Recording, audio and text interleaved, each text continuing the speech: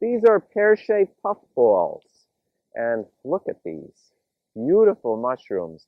They are in the shape of a pear, sort of white to beige color. This is about as big as they get. Very, very, very fragrant. And as with all puffballs, you must open them up.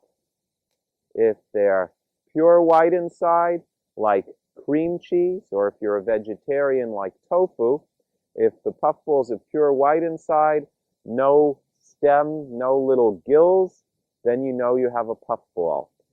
When the puffball matures, first it becomes yellow inside and you cannot eat it. Then it becomes filled with powdery spores and you certainly can't eat it. However, this is a young, fresh, pear-shaped puffball, completely white, and it's going into my bag. Let's pull up a whole bunch of these, and you can see that underneath are the thread-like white mycelia. The mycelia are the body of the puffball, and they are growing in these wood chips and in the various kinds of organic debris in the ground, decomposing the debris and returning it to the soil. Puffballs are excellent edibles when they are young and white inside, one of the easiest mushrooms to identify and use. And as you can see, there are lots and lots of them. And I'm going to keep collecting as I tell you what I do with them. One of my favorite recipes is a sourdough bread with pear-shaped puffballs in it. These puffballs have such a strong mushroomy flavor that even the sourdough doesn't overpower them. And you can slice them up and put them in the sourdough bread in its second rising, and you'll get a wonderful, wonderful mushroom bread. Puffballs are great sautéed. They are wonderful in soups too. You can use them just like commercial mushrooms. They should be cooked about 10 minutes. Although they won't kill you if you eat them raw like some mushrooms might. Some mushrooms can get you sick raw. You should really cook all your mushrooms. Even commercial mushrooms have hydrazines in them, which are carcinogenic, although hydrazines are good for rocket fuel. And the hydrazines are destroyed by cooking. So all mushrooms, including commercial mushrooms, are better cooked. Of course, people eat tons of white sugar and white flour and artificial chemicals. If they do that, probably won't make it too much worse to eat wild mushrooms, commercial mushrooms raw. Wild mushrooms raw is another matter. Some of them will definitely get you sick raw. What about nutrition in mushrooms? Well, mushrooms are one of the highest sources of vitamin D for vegetarian food, and animal products like milk will have more vitamin D, but as far as vegetables go, this is one of your highest, if not your highest sources of vitamin D. They also have protein, although it's not complete. The protein is completed by having other sources of protein with the mushrooms. They are a wonderful source of selenium, which is a trace mineral that nutritionists are discussing in terms of preventing cancer and preventing heart disease. Your mushrooms are also low in calories, so if you're trying to stay slim, this is a really good food to use. And they're white inside. Smell them. Very good. And there are lots. If you're interested, I can give you some literature. I lead tours and teach people about wild foods. Well, I could give you a few flyers if you'd like. You have them with you right now? Yeah, yeah.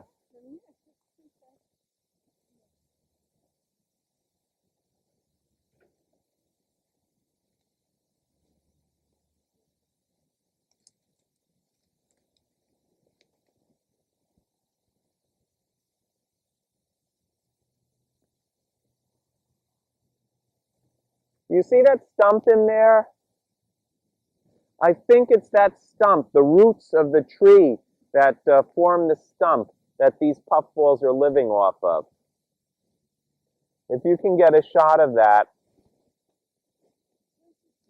right in there.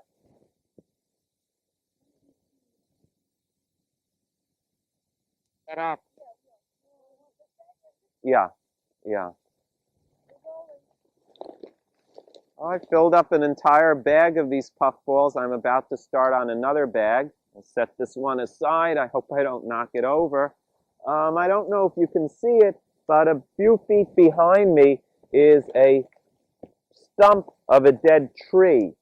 And I think what happened was that the puffballs that you see here are living off the roots of the dead tree, the underground roots, and they are the white mycelium. The threads that you see here are penetrating and growing through the roots and returning the roots to the soil. What happens is that the mycelium, the white threads, which is really the body of the mushroom, the part that you see is the fruit of the mushroom. It's just there to produce spores. The mycelium actually grows through its food supply. It grows through the roots and has enzymes that break down the root into substances that the mushroom can use to grow. So it breaks down and digests the root. And then when the mushroom dies, the mushroom is quite soft. It's not made of wood. When the mushroom dies, all kinds of other organisms, insects, and we do have problems with insects eating mushrooms before we find them. Insects and bacteria and everything else in the environment will absorb the nutrients from the dead mushroom, and that's how the food from the dead tree or stump is recycled. If it were not for the mushrooms, if you had a tree and the tree died, all of the nutrition that's locked up in the form of the wood of the tree would remain there for centuries and would not be recycled, and you would not get the rich kind of soil that supports plant growth or the plants that support animal growth. You would be pretty much at a standstill as far as new growth goes. So the fungi are very, very important for the environment. And of course, enjoying some of the mushrooms yourself is not going to do any harm at all. There are plenty of puffballs that become too old and release the spores. And if there is a dead tree with the right conditions for the soil acidity and water, etc., you'll get a new crop of puffballs. These puffballs seem to come up in the same place here every year and will continue to do so until all the nutrition in the roots of the tree have been used up, and then that will be the end of it. Now, there are other mushrooms in this area. It's kind of disturbed soil, a little bit marshy, with mugwort and different kinds of trees. The influence of man seems to be really good for mushrooms. Let's take a look at a different species.